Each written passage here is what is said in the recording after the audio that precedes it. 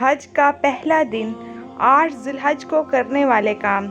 Number 1 غسل کریں یا وضو کریں۔ نمبر 2 حج کرنے کی نیت کریں، نماز فجر کے بعد احرام باندھ لیں۔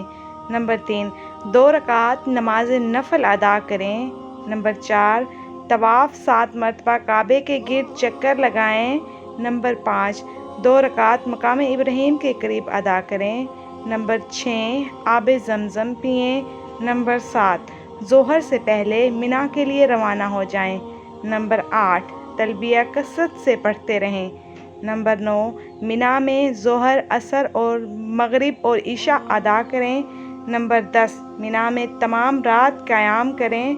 اس طرح حج کا پہلا دن مکمل ہو جائے گا۔ حج کا دوسرا دن 9 ذی الحج کو کرنے والے کام۔ نمبر 1 حج کا دوسرا دن ہے، آپ منا میں ہیں۔ نمبر 2 فجر کی نماز کے بعد عرفات جائیں۔ نمبر 3 عرفات میں ظہر اور عصر ادا کریں۔ نمبر 4 سورج غروب ہونے تک عرفات میں قیام کریں۔ نمبر 5 عرفات میں مغرب ادا نہ کریں۔ نمبر 6 سورج غروب ہونے کے بعد مزدلفہ جائیں۔ نمبر 7 مغرب اور عشاء ایک ساتھ ملا کر مزدلفہ میں ادا کریں۔ نمبر 8 39 کنکریاں اکٹھی کریں، 49 کنکریاں اکٹھی کریں۔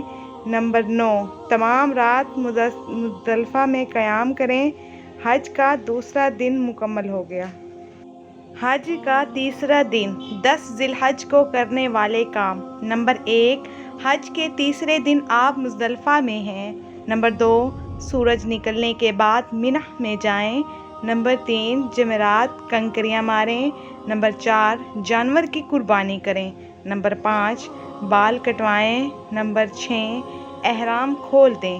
نمبر 7 مکہ مکرمہ میں مسجد الحرام میں جائیں۔ نمبر 8 طواف زیارت کریں۔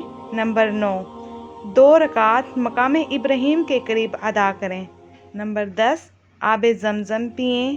نمبر 11 صفا اور مروہ کے درمیان سعی کریں۔ نمبر 12 مکہ مکرمہ میں قیام نہ کریں، واپس منا جائیں۔ حج کا تیسرا دن بھی مکمل ہو گیا۔ حج کا چوتھا دن 11 ذی الحج کو کرنے والے کام۔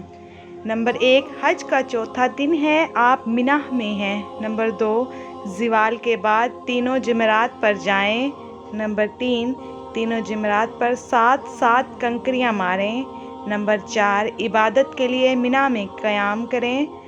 حج کا چوتھا دن مکمل ہو گیا۔ حج کا پانچواں دن 12 ذی الحج کو کرنے والے کام۔ نمبر 1 حج کے 5ویں دن آپ منا میں ہیں۔ نمبر 2 زوال کے بعد جمرات پر جائیں۔ نمبر 3 جمرات پر 7 کنکریاں ماریں۔